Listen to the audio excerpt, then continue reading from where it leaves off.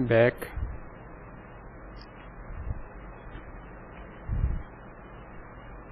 इसकी जो हमने फाइल एक्सट्रैक्ट की थी उसमें पहले डीवीडी को दोबारा माउंट करना है,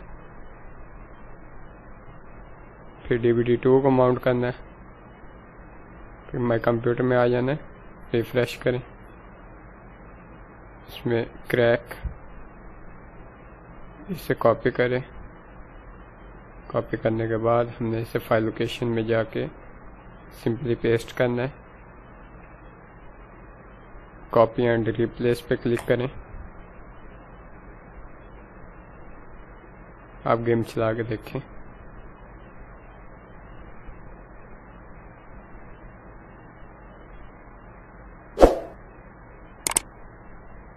हमारी गेम स्टार्ट हो चुकी है।